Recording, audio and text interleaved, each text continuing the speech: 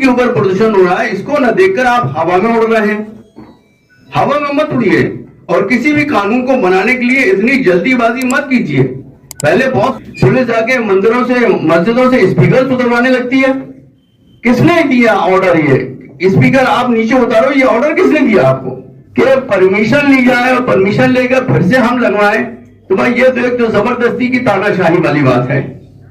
जो चीज परंपरागत तौर मध्य प्रदेश में नया सीएम बनने के बाद सबसे पहला फैसला था कि धर्म स्थल से स्पीकरों को उतार लिया जाए। मध्य प्रदेश के न्यू इलेक्टेड सीएम के इस फैसले से एक बार फिर लाउड स्पीकर चर्चे में आ गया है। सीएम का अभी ये फैसला हुआ ही था, किसी तरह का कोई नोटिस, किसी सर्कुलेट जारी नहीं हुआ था कि जल्दबाजी में मध्य प्रदेश पुलिस मंदिरों से और मस्जिदों से लाउड स्पीकर को उतारना शुरू कर दिया।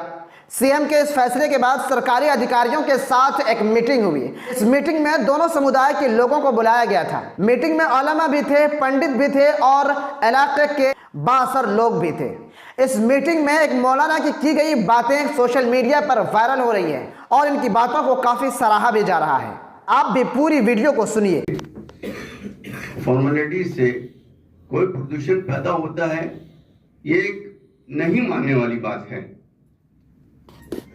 साउंड पोल्यूशन जो आपकी व्हीकल्स पैदा कर रही है, जो आपके ऑटो पैदा कर रहे हैं, जो कारपोरेशन का कचरा उठाने वाली गाड़ी सुबेरे सुबेरे दरवाजे पे पहुंचकर गाना गाती है, उससे बीमार लोग जो सोते रहते हैं उनकी नींद खुल जाती है, जो बच्चे सोते हैं उनकी नींद खुल जाती है। इसको न देखकर, जो जमीन के ऊपर प्रदूषण हो रहा है, इसको न देखकर आप हवा में उड़ रहे हैं। हवा में मत उड़िए और किसी भी कानून को बनाने के लिए इतनी जल्दीबाजी मत कीजिए। पहले बहुत सोचना समझना चाहिए, फिर उसके बाद कोई रेगुलेशन जारी करना चाहिए। और भोपाल से कोई भी रेगुलेशन जारी होता है तो उसके तुरंत बाद नगरीय निकाय की तरफ से रेगुलेशन जारी होता है। इस बार नगरीय निकाय की तरफ से कोई भी रेगुलेशन जारी नहीं हुआ कलेक्टर साहब की तरफ से, जो कि बहुत जल्दी आ जाना चाहिए था कि क्या करना है और क्या नहीं करना है। कलेक्टर साहब का कोई नोटिस निकले, उसके बाद पुलिस एक्शन में आ जाती है। पुलिस जाके मंदिरों से मस्जिदों से स्पीकर उतरवाने लगती है। किसने दिया ऑर्डर? ये स्पीकर आप नीचे उतारो, ये ऑर्डर किसने दिया आपको? आप लॉ से हटकर काम कर रहे हैं, अपनी मनमानी कर रहे हैं। ये मनमानी हमें बर्दाश्त नहीं, और नहीं हम स्पीकर उतारने तैयार। स्पीकर नहीं उतरेंगे, न मस्जिदों से उतरे और न ही मंदिरों वालों से मैं गुजारिश करूंगा कि वो भी अपने स्पीकर उतारे नहीं। लगे हुए हैं, परंपरागत तौर पर लगे हुए हैं, उनको लगे रहने दें।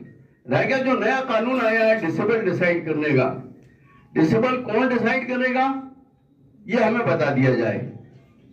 कितना डिसेबल लगना है, हर मशीन में डिसेबल इंडिकेट करने का कोई प्रावधान नहीं। किसी के पास सस्ती मशीनें लगी हुई हैं, किसी के पास महंगी मशीनें लगी हुई हैं। जिनके पास 1 लाख 2 लाख रुपए की मशीनें लगी हुई हैं, उनके पास आपको डिसेबल देखने मिल जाएगा कि मशीन डिसेबल शो कर रही है। बट जिनके पास सस्ती मशीनें लगी हुई हैं वो डिसेबल शो नहीं करती। अब रह गया सवाल इस बात का कि परमिशन ली जाए और परमिशन लेकर फिर से हम लगवाएं, तो भाई ये तो एक तो जबरदस्ती की तानाशाही वाली बात है। जो चीज परंपरागत तौर पर बरसों से लगी हुई है उसको आप नए तरीके से निकलवा के बोल रहे हो कि परमिशन लो, परमिशन लेने के बाद आप लगाओ। तो ये तो इबादत गाहों का मामला है। हमारे घर की शादी थोड़ी हो रही है जो हम आपसे परमिशन लें। हमारे घर में किसी का बर्थडे का आयोजन थोड़ी हो रहा है जो हम आपसे परमिशन लें। और डीजे बज रहा है, कोई लिमिट नहीं है डीजे बजने की। जो लोग हार्ट के पेशेंट्स हैं उनसे पूछिए आप कि उसकी जो डीजे की दमच होती है वो हार्ट तक पहुंचती है। एक आदमी की इसी डीजे की वजह से डेथ भी हो चुकी है ठक्कर ग्राम में। लिहाजा मैं कलेक्टर साहब से गुजारिश करूंगा कि अपने दिशा निर्देश जारी करें और पुलिस को मनमानी करने से रोकें। जो गांव गांव पहुंच रही है, आउटर एरिया में पहुंच रही है, जाके स्पीकर उतरवा रही है। स्पीकर उतरवाने का रूल किसने निकाला, किसने ऑर्डर निकाला? आप हमें ऑर्डर दिखा दीजिए कि स्पीकर उतारना है मंदिरों से, मस्जिदों से, गिरजाघरों से, तब उतार लेंगे। हाईकोर्ट का ऑर्डर है आपके पास? अगर ऑर्डर है तो हम बिल्कुल मानने के लिए तैयार। बिल्कुल हम स्पीकर सुधार देंगे। रह गया साउंड कम करने की बात, इससे हम बिल्कुल पूरी तरह से एग्री हैं, पूरी तरह से एग्री हैं। हम साउंड अपना कम कर लेंगे। बेशक हम इस बात को मानते हैं कि कुछ मस्जिद वाले बिल्कुल मनमानी तौर पर अजान देने नहीं खड़े होते, बल्कि गाना गाने खड़े हो जाते हैं। बहुत सही, बहुत सही। जो अजान आपकी 2 मिनट में हो सकती है, वो उस अजान को आप 5 मिनट 7 मिनट तक लागू करते हो। ये गलत है, इसमें पाबंदी बहुत जरूरी है। दूसरी बात, एक बात ये कहना चाहूंगा कि चाहे पूरब में हो, चाहे पश्चिम में हो, चाहे उत्तर हो, चाहे दक्षिण, नमाज का समय सब जगह एक टाइम पर शुरू होता है।